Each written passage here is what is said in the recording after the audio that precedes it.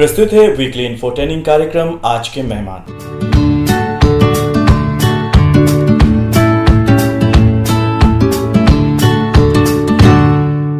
आज की कड़ी में हमारे मेहमान हैं popular wildlife film maker from Arunachal Pradesh Shri Talo Anthony. Talo Anthony originally Ziro lower Subansiri district Arunachal Pradesh के रहने वाले हैं, लेकिन वे शुरू से ही वेस्ट कामेंग जिले में रहे हैं। प्रारंभ में उन्होंने forest department Shergaon west Kameng district में एक कंप्यूटर ऑपरेटर के रूप में काम किया। एंथनी ने कई पुरस्कार जीते हैं, including young achiever award for his film on Eagle Nest wildlife sanctuary. तो आइए मिलते हैं wildlife film maker Shri Talo Anthony से। सबसे पहले तो आपका हमारे स्टूडियो में स्वागत है।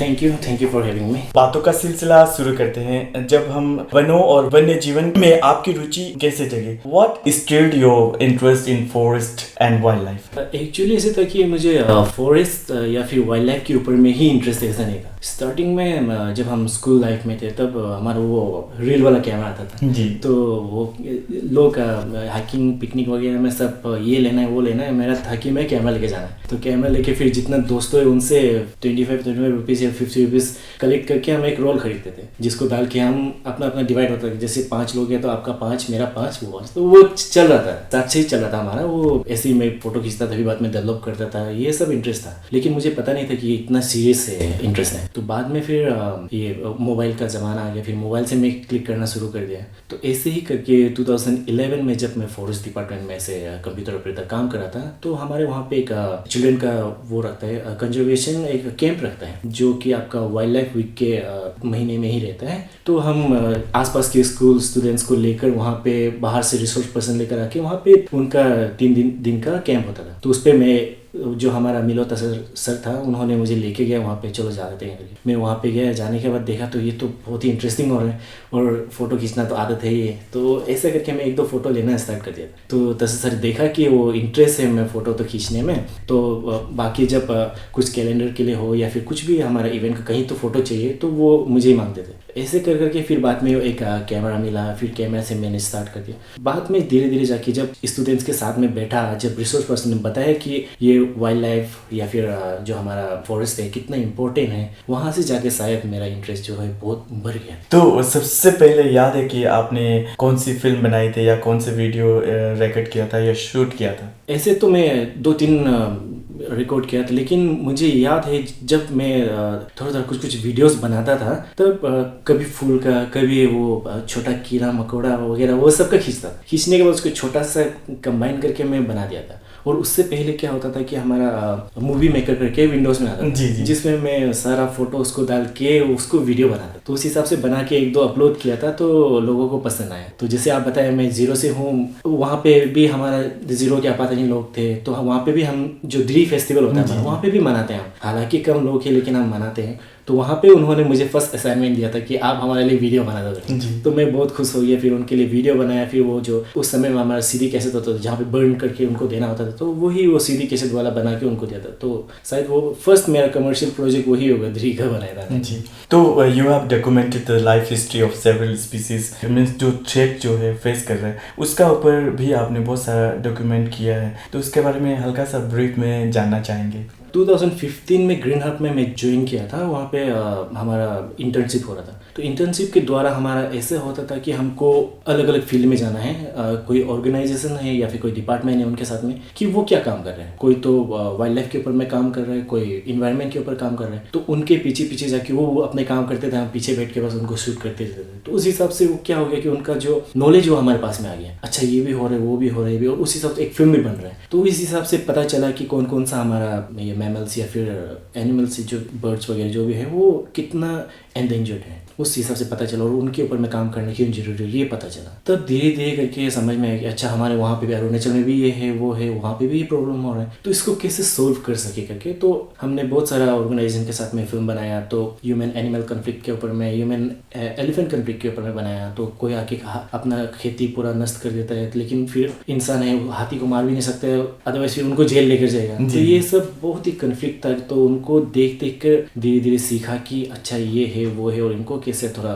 मिटिगेशन करना चाहिए, वो उससे हल्का हमें पता चला। तो थोड़ी देर पहले आपने एक टर्म यूज़ किया ग्रीन हब, और जब हम तालो एंथनी की बात करते हैं, तालो एंथनी और ग्रीन हब एक दूसरे से बहुत क्लोजली एसोसिएटेड है। तो आप कैसे इस ग्रीन हब से एसोसिएट हुई? ग्रीन हब अगर बोले जाए तो वो मेरे लिए दूसरा जन्म होगा, क्योंकि जैसे कहानी बहुत फिल्मी है लगता है मुझे। मैं जब छोटा था तब मेरा पापा का देहांत हो गया। इसके बाद मैं घर का मैं सबसे बड़ा हूँ, तो मेरा मम्मी भी जो है वो भी गवर्नमेंट जॉब में है, लेकिन वो कंटीजेंसी है। हम 4 बच्चे हैं, तो घर का सबसे मैं बड़ा होने के नाते मुझे भी काम करने पड़ गया। तो उस हिसाब से क्या हो गया कि मेरा जो इंटरेस्ट था कैमरा के ऊपर में, और नेट जो वो देखता था मैं कि मैन वर्सेस वाइल्ड देखता था, डिस्कवरी चैनल देखता था। तो मैन वर्सेस वाइल्ड जैसे बनना है, मुझे जाना है, इधर उधर करना है, मजा आएगा सोचता था। लेकिन वही मिडिल क्लास फैमिली वाला कहानी जैसा मेरा वो जो कहानी था वो भी सपना था, अधूरा रह गया, क्योंकि मेरे पास इतने पैसे नहीं थे कि मैं बाहर जाके कहीं सीख पाऊँ। और अरुणाचल में ऐसा कुछ नहीं था कि जहाँ पे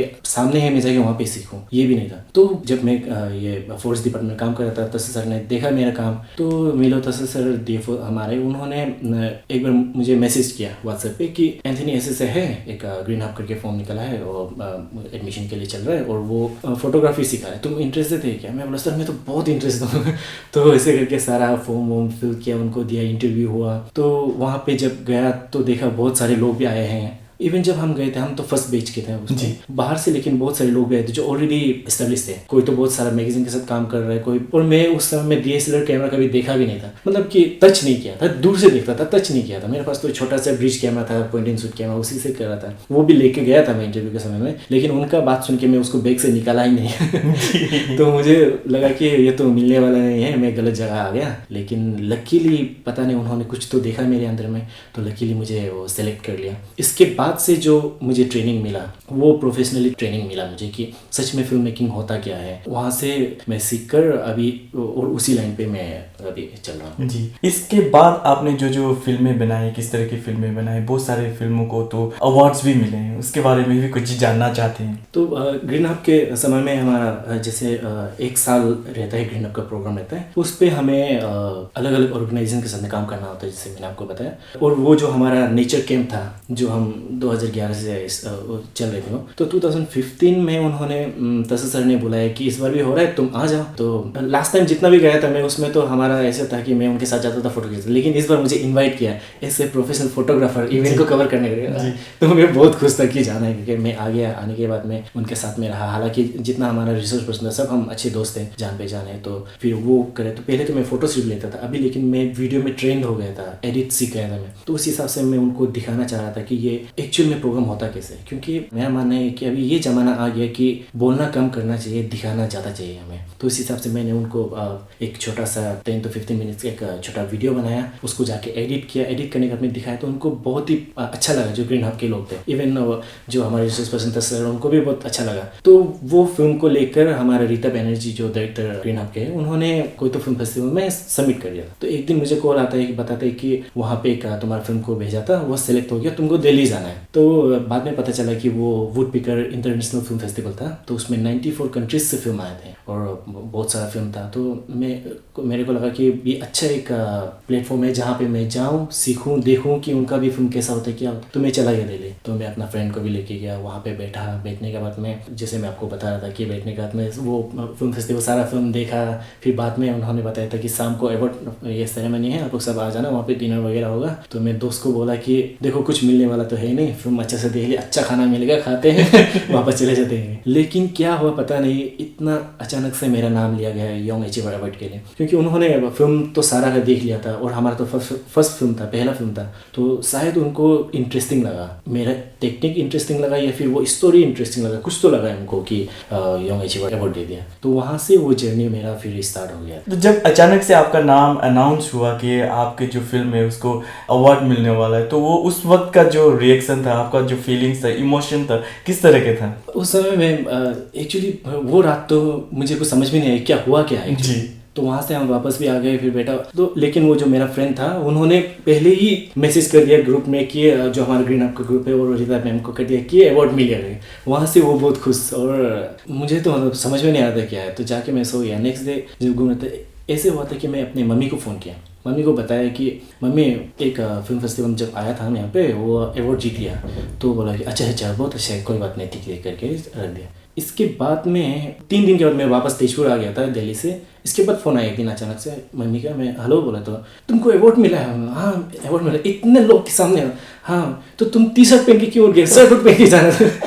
मतलब कि उस समय मम्मी को भी समझ में नहीं आ रहा था कि अवार्ड मतलब इतना बड़ा है ये करके ना। तो वही रिएक्शन मेरा भी था कि मिल तो गया है लेकिन ये कैसे मिल गया बिल्कुल समझ में नहीं आ रहा था। लेकिन फिर वो तस्सर सर को जब भेजा उन्होंने फिर वो उसको एक छोटा सा आर्टिकल में डाल दिया न्यूज़पेपर में कि हमारा लड़का को ये मिला है, इसको तो देना है करके। इसके बाद में पता चला कि सच में अवार्ड कितना बड़ा है। तब मुझे रियलाइज़ हुआ, तब लोग मेरे नाम को थोड़ा जानना शुरू हो गया, तालो एंथोनी करके कोई तो है करके। तो वो एक मतलब कि वो एक फील था जो आपको बहुत चेंज कर दिया था। तालो एंथोनी एक कंटेंट क्रिएटर है और ज़्यादातर लोग वाइल्ड लाइफ फिल्म मेकर के तौर पर जानते हैं। When you are shooting at jungle या इनटू द जंगल या इनटू द वुड, सबसे पहले आपके दिमाग में क्या ख्याल आता है? यही कि जहाँ बैठने वाला हूँ वहाँ सांप तो नहीं है।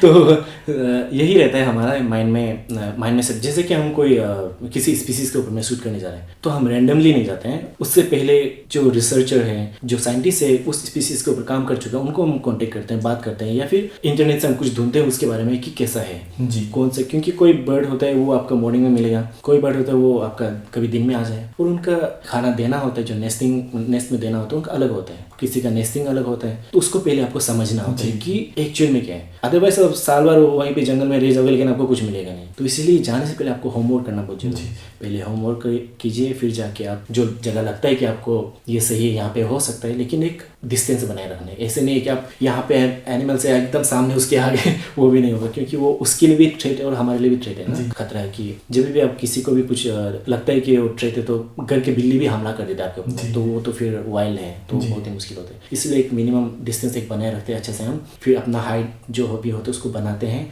उसमें सारा इक्विपमेंट सामने रख देते हैं ताकि फिर ज़्यादा हिलना ना पड़े। इसके बाद में वहाँ पे बैठ के उनका इंतजार करते हैं। कुछ ऐसा इंसिडेंट्स हुआ या तो कुछ एक्सीडेंट्स हुआ जब आप शूट कर रहे हो, कुछ हुआ हो जिससे आप डर गए या तो बहुत ही एक्साइटिंग था?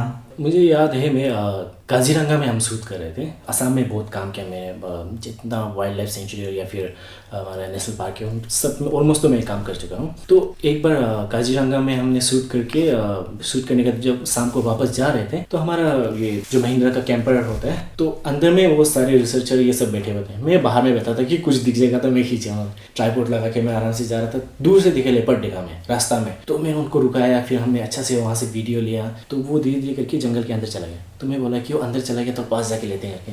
तो हम वो धीरे धीरे गए, देखा तो नहीं दिख रहा था, उनको भी लगा कि दिखा ही नहीं, हो गया खत्म।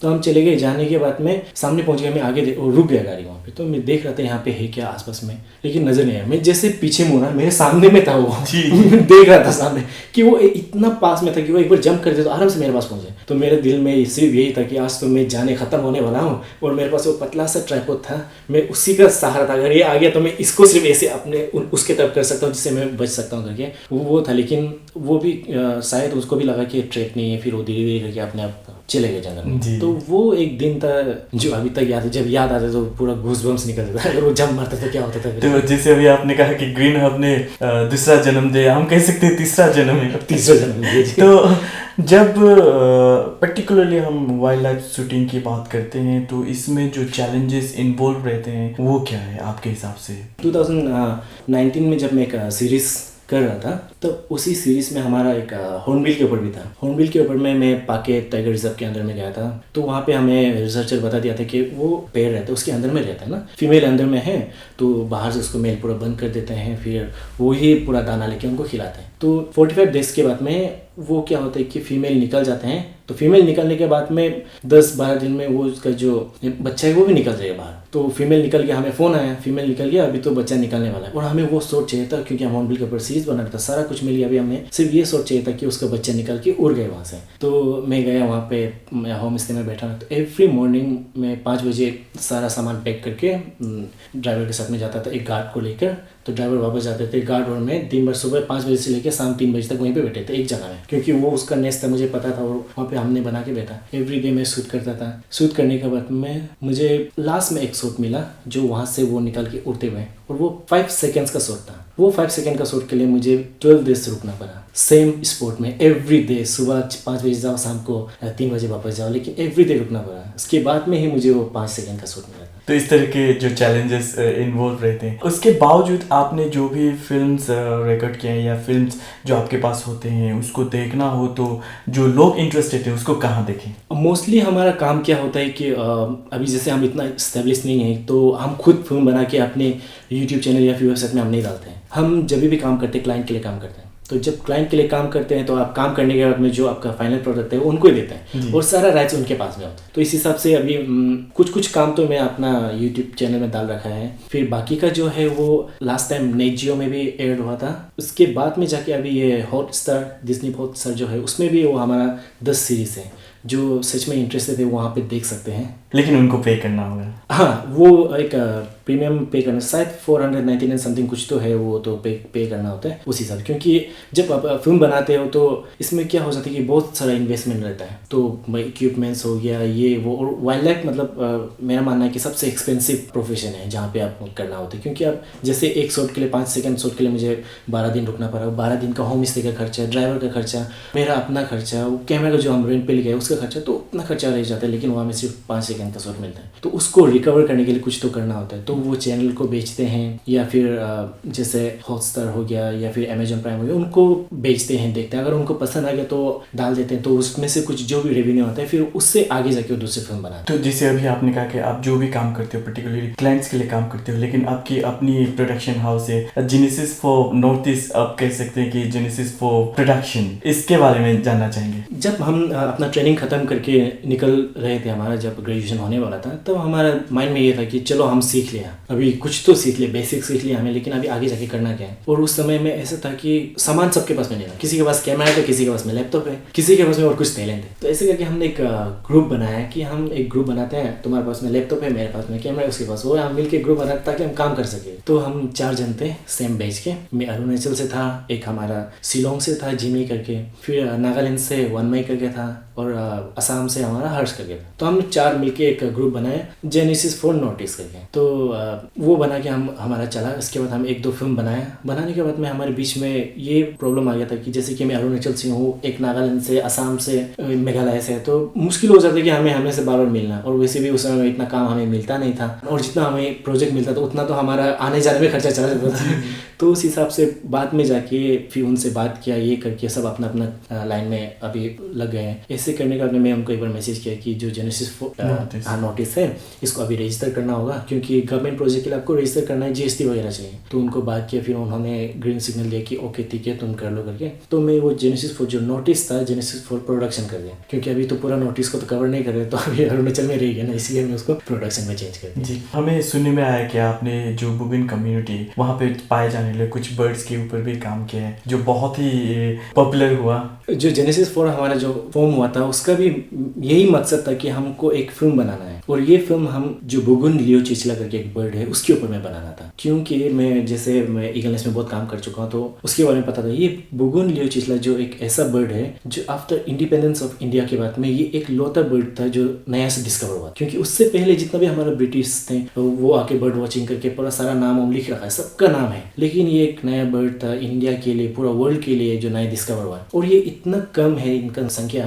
कि हम कह सकते हैं शायद 20 या फिर 25 भी पीस है पूरा दुनिया में, और वो ईगल नेस्ट के अराउंड नहीं मिलता है। तो उसके ऊपर में क्या होता है कि जब आप रिसर्च करते हैं तो आपको एक बर्ड को लेके कैप्टिव में रखना होता है, मतलब कि उसको, वो तो मर जाते हैं, फिर उसको सैंपल को रखना होता है ना। लेकिन ये इतना रेयर था कि उसको भी बैन कर दिया इसके ऊपर में कि आप उसके ऊपर में रिसर्च ऐसे नहीं कर सकते, उसको आप रख सकते हैं करके। तो इसलिए हमको ये इंटरेस्ट था कि इसके ऊपर फिल्म बनाना है। और ये बुगुन भी इतना कम था, छोटा था बुगुन लियो चिचला, और ये हमारा फर्स्ट प्रोजेक्ट भी था, तो इसलिए हमने इसको पकड़ के इसके ऊपर में फिल्म बनाया। जी।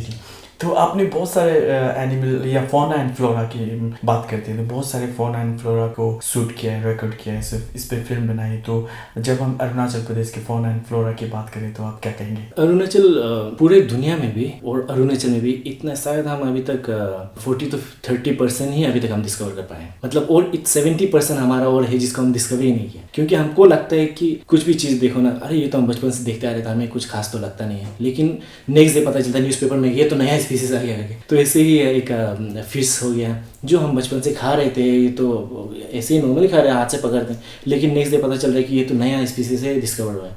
ऐसे नया कीड़ा डिस्कवर हुआ है, मतलब कुछ ना कुछ एवरी डे अरुणाचल से भी डिस्कवर हो रहा है। बटरफ्लाई हो गया, मॉथ्स हो गया, और फिर जो एक दो लेजर्ट है वो 100 साल पहले दिखता था वो, लेकिन अभी फिर वापस से रीडिस्कवर हो रहा है। तो ये सब हो रहा है अरुणाचल में, और इतना सारा कुछ है ना कि हमको लगता है कि अभी तक 30 to 40% ही सिर्फ डिस्कवर हुआ है। जी, जब टूरिज्म की बात करते हैं तो आपने स्टेट गवर्नमेंट के लिए भी बहुत सारे टूरिज्म प्रमोशन के लिए बहुत सारे वीडियोस बनाए। पर्सनली आपको पूछा जाए कि आप अरुणाचल प्रदेश के बारे में या Arunachal tourism point of view से एक प्लेस को चुनना हो तो आप किसे चुनेंगे? ये तो बहुत मुश्किल है ये बहुत मुश्किल है एक जगह चुनना, क्योंकि सभी अभी तक मैं जितना जगह घुमा हूँ और फिल्म बनाया, शूट किया, उनका हर एक जगह का अपनी एक खासियत है। अभी जैसे आपको स्नोफॉल देखना है आप तवांग चले जाओ, लेक देखना है तवांग चले जाओ, क्योंकि वो एसेसेबल है, गाड़ी से उतरते ही आपको दिख जाएगा ये। लेकिन आपको हार्ड को ट्रैक करना है, आप अनिनी चले जाओ, मस्त जगह है, बढ़िया है एकदम, और इतना सुंदर है। 2-3 दिन आप ट्रैक करने के बाद जब वो जगह पहुँचते हो तो आपका थकान मतलब पूरा गायब हो जाता है, ऐसा है। लेकिन आप फिर वाइल्ड लाइफ के लिए जाओगे तो आप ईगल नेस्ट चले जाओ, पाके चले जाओ, वहाँ पे आपको, या नामदफा चले जाओ, वहाँ पे आपको वाइल्ड लाइफ मिलेगा। तो उस हिसाब से अलग अलग है। फिर आप कल्चर देखना चाहते हैं तो बासर हो गया या फिर जीरो हो गया, अलग अलग जगह आप जा सकते हैं, उसी हिसाब से जाते हैं। जी, तो आपने कहा कि जब हम अरुणाचल टूरिज्म की बात करते हैं तो एक प्लेस को चुनना बहुत ही मुश्किल है, क्योंकि हर एक प्लेस की अपनी अपनी खासियत है। बात करते हैं जीरो की, क्योंकि आप पर्टिकुलरली आप जीरो से हो। जब हम जीरो की बात करते हैं तो जीरो भी टूरिज्म पॉइंट ऑफ व्यू से बहुत ही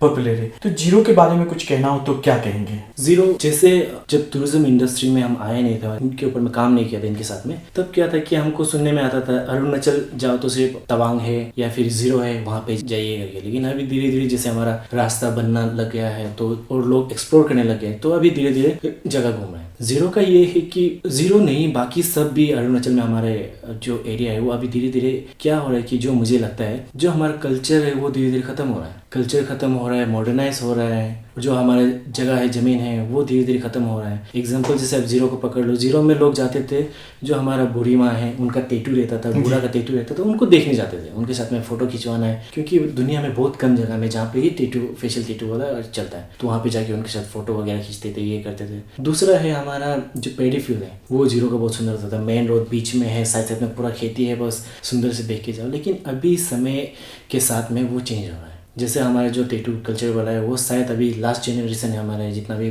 पूरी माँ आने लोग हैं वो लोग, अगर ये खत्म हो गए तो उसके बाद में तो और कहीं आपको देखने को मिलेगा नहीं, वो सिर्फ फोटो में या फिर वीडियो में रह जाएगा। और वैसे ही हमारा पॉपुलेशन जैसे बढ़ रहा है उस हिसाब से हमको एक्सपेंड भी होना सब, और वो धीरे धीरे करके अपने जो खेती है वहाँ पे घर बनाना स्टार्ट कर दिया, क्योंकि वो खेती कर नहीं रहे हैं, क्योंकि सब अभी कोई तो गवर्नमेंट जॉब कर रहे हैं, कोई बिजनेस कर रहे हैं, तो सब बाहर में है, उनको इतना हार्ड वर्क करना नहीं है, और धीरे धीरे वो पानी भी कम हो रहा है, उस हिसाब से जाके उस पर घर बनाना स्टार्ट कर। तो अभी से लेके 10 या फिर 15 ईयर्स पकड़ लीजिए, जीरो में ना ही आपको वो टैटू वाला कल्चर मिलेगा, नहीं वो खेती मिलेगा जिसके लिए आप चाहते थे। तो अभी हमारा बच गया है वाइल्ड लाइफ। अगर आप वाइल्ड लाइफ को कंजर्व करते हो अभी से, तो वही टूरिस्ट फ्लो आएगा, लेकिन आपका वो जो वाइल्ड लाइफ को देखने के लिए आएगा। तो आपने तो वाइल्ड लाइफ कंजर्वेशन की बात की है, और साथ ही हम आपसे पूछना चाहेंगे कि जब हम अरुणाचल प्रदेश की बात करते हैं, अरुणाचल प्रदेश को डॉक्यूमेंट करना कितना इम्पोर्टेंट इशू बन गया है। जैसे अरुणाचल प्रदेश के कल्चर हुआ, टूरिज्म हुआ, ट्रेडिशन हुआ और क्लाइमेट कंडीशन हुआ, उससे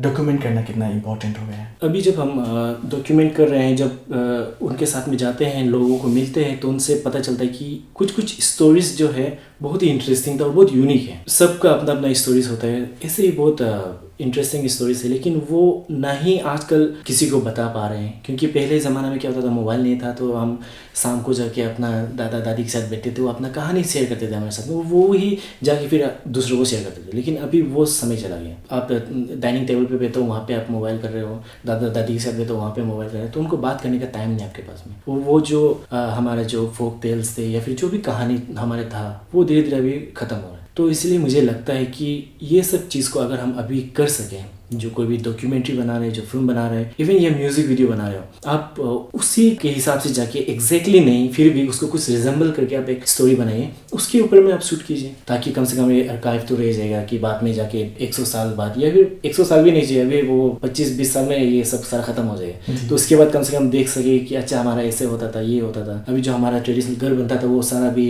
चेंज हो गया, पक्का घर बनना स्टार्ट हो गया, इवन बस्ती में भी जो घर होता था वो भी चेंज हो गया। तो इस हिसाब से ये चेंज होते रहे तो बाद में आपको पता नहीं चलेगा कि आपका ओरिजिनल घर दिखता कैसे था। इसलिए ये बहुत इंपॉर्टेंट है हमारे लिए कि जितना हमारा कल्चर है या फिर कुछ भी ये स्टोरीज वगैरह, इनको हमको प्रिजर्व करना है, जो कैमरे से है, जो साउंड से, उनको पूरा कैप्चर करके भी रखना है। तो बात करते हैं करियर की। जब हम अरुणाचल प्रदेश में बात करते हैं करियर की, तो लोग कम्प्लीटली कन्वेंशनल जॉब को ही ढूंढते हैं, लेकिन देयर आर सम पीपल जो अनकन्वेंशनल जॉब करते हैं, तो उनमें से आप भी एक हो। तो इससे एक्सेप्टेंस कब मिलेगा, कंप्लीट एक्सेप्टेंस कब मिलेगा? अभी जब दिख रहा है कि हमारा शायद जो लीडर्स भी आ गए हमारा अरुणाचल में, या फिर ऑफिसर्स आ गए, तो अभी बहुत सारा यंगस्टर्स ही ऑफिसर बनकर आ रहा है और उनको समझ में आ रहा है कि क्या क्या हो रहा है लाइफ में और क्या चाहिए और अरुणाचल को आगे बढ़ाने के लिए क्या करना चाहिए। उस हिसाब से शायद हमारा सरकार भी बहुत साथ दे रहा है, कुछ कुछ स्कीम्स इतना सारा निकाल दिया।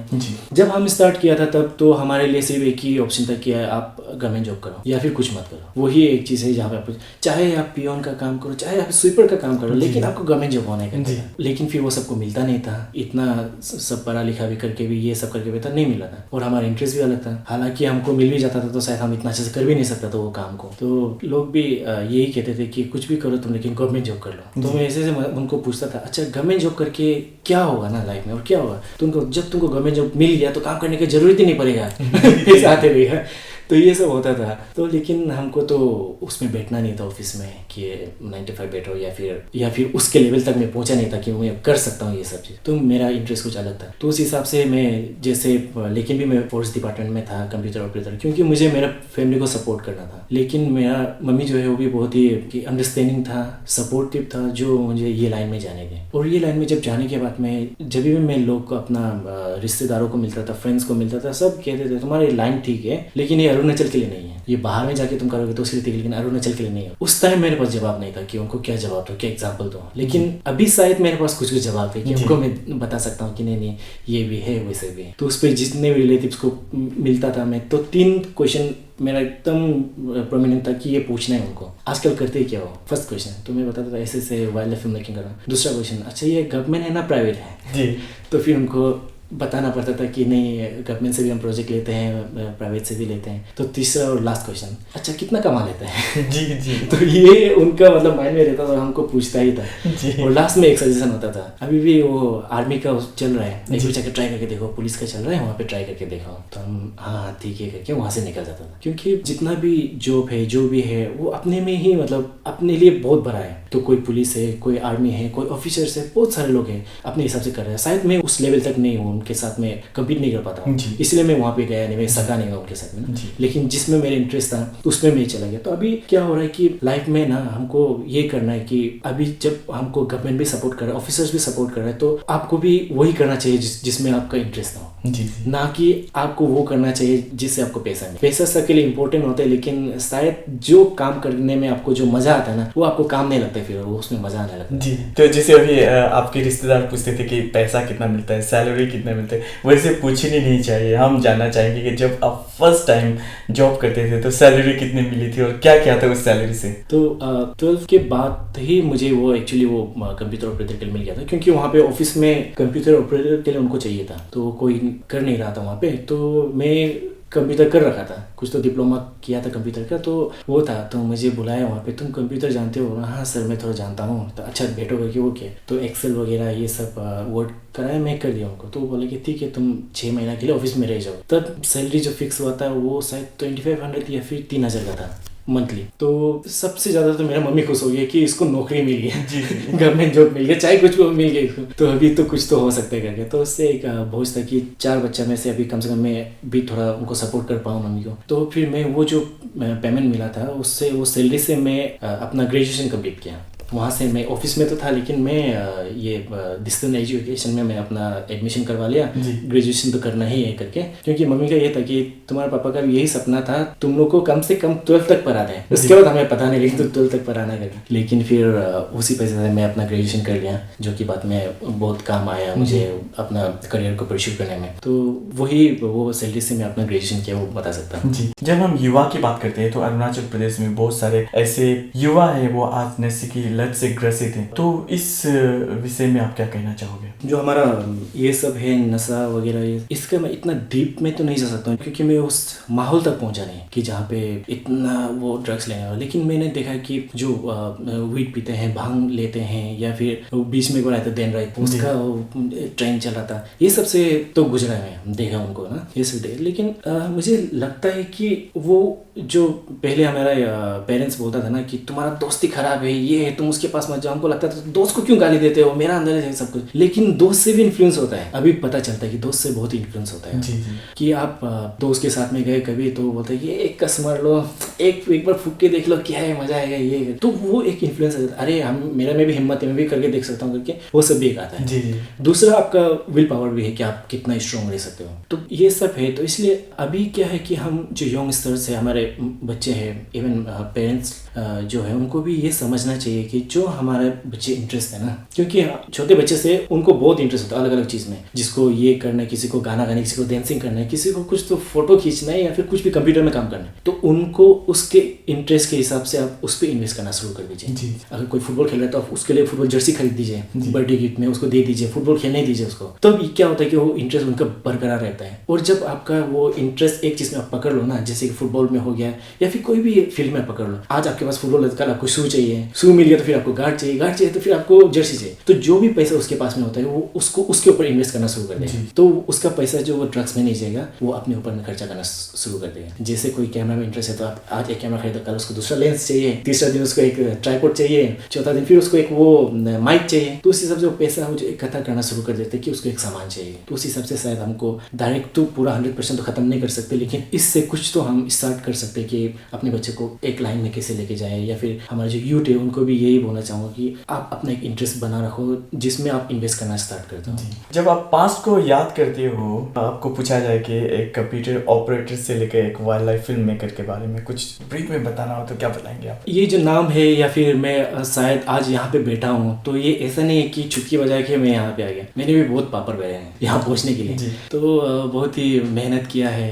तो हमारा जो काम होता है, हम काम को ध्यान देते हैं, ना कि ये ध्यान देते कि लोग क्या कहेंगे। तो हम अपने काम में ध्यान देते हैं और लो प्रोफाइल रहने का कोशिश करते हैं। जब काम करने की बात हो, तो जब हमने शुरू किया था, जैसे मैंने आपको बताया था कि कंप्यूटर ऑपरेटर था, वहाँ से काम करने का जब काम कर रहा था वहाँ पे, तो दिन जब काम खत्म होने का जो कुछ समय मिलता था, उस समय में जो इंटरनेट था वो 1 GB मिलता था हमारा ये 30 डेज के लिए। तो उसको तो हम यूट्यूब कभी खोल ही नहीं सकते थे। तो इसलिए हम जाके जब ऑफिस में रहते थे, जब सारा काम खत्म हो गया, जब थोड़ा टाइम मिलता था उससे यूट्यूब से सीख के सब काम करते थे। और उसके बाद वहाँ से वापस आने के बाद में घर में मेरा एक कंप्यूटर, पुराना कंप्यूटर था जो 2 GB का था, उसमें मैं वीडियो एडिट करता था। उस पर एडिट करने का अपने भी 3 दिन 4 दिन में पूरा एडिट करके, क्योंकि रेंडर में बहुत टाइम लगता है ना, तो काम करने के बाद मैं उसको रख देता था रेंडरिंग के लिए। रेंडरिंग भी आपका 2-3 घंटा लग जाएगा, तो उसको लिए वेट करते रहिए। और जब 98% 99% हो गया ना, आप जानते ही अरुणाचल का लाइट को खत्म वो चला गया, फिर वेट करो, वापस से फिर वो प्रोसेस शुरू करो, फिर लगाओ। तो लेकिन उसमें मैं कभी हार नहीं माना कि अगर मुझे 10 बार भी करना पड़े तो मैं करूँ करके। जो वो निकाल कर आया ना, शायद तो वो जो छोटा छोटा चीज़ है, जो हार नहीं मानना, वो ही मुझे यहाँ तक लेकर आया मुझे। तो अंत में आप हमारे सुनने वालों को क्या कहना चाहेंगे? अभी ऐसा है कि जैसे आप बता रहे थे कि तालो एंथनी, अभी ऐसा हो गया कि चलिए 1-2 अवार्ड जीत लिया हमने, तो उस हिसाब से क्या हो गया, हमारा नाम हाईलाइट हो गया ना, तो आ जाते हैं वहाँ पे। लेकिन अरुणाचल में वाइल्ड लाइफ फिल्म मेकर और भी बहुत सारे हैं। जो हमारे बेच से था अनुको मेगा, वो रोइंग से है। फिर अभी सेलिना फिनिया जो ईगलनेस से, वो एक लेडी है, वो भी निकल कर आ रहे हैं। शीतल दाको वो पाकी के संग से है, वो अभी पाकी टाइगर रिजर्व में काम कर रहे हैं। फिर हमारा मिलो ताको हो गया, फिर खांडू थंगन, डिपेन, तो ऐसे बहुत सारा और भी बहुत सारे जो फेलो से ग्रीन हब से निकल कर आए और वो लोग वाइल्ड लाइफ के ऊपर में काम कर रहे हैं। तो अभी जितना मैंने नाम लिया वो मोस्टली अभी हम सब साथ में मिलकर काम करते हैं कि अभी कभी यहाँ पे कुछ काम हुआ, वहाँ पे काम हुआ, तो मैं एक आदमी 2 जगह नहीं जा सकता, तो उनको फ़ोन करता हूँ कि वहाँ पे शूट कर दो, यहाँ पे लेकर आओगे। तो उस हिसाब से वो सारा काम और सारा एक साथ हम मिलकर काम करते हैं। आप हमारे स्टूडियो में आए और हम चाहते हैं कि आगे आने वाले दिनों में हमें और भी बहुत सारे फौना एंड फ्लोरा और बहुत सारे वीडियोस देखने को मिले, फिल्म्स देखने को मिले, और आशा करते हैं कि ये फिल्म्स विनर भी बने। तालो जी, आप हमारे स्टूडियो में आए इसके लिए आपका बहुत बहुत शुक्रिया। ये एक्चुअली थैंक यू तो आपको बोलना चाहिए कि मुझे कहाँ से ढूंढ कर आप लेकर आ गए यहाँ पे बिठा दिए, इसलिए आपको थैंक यू बोलता हूँ ऑल इंडिया रेडियो सारी टीम को कि मुझे ये अपॉर्चुनिटी दिया है कि मुझे यहाँ पे आके कुछ तो बोल पाऊँ मैं ना। अभी आप सुन रहे थे इन्फोटेनिंग प्रोग्राम आज के मेहमान।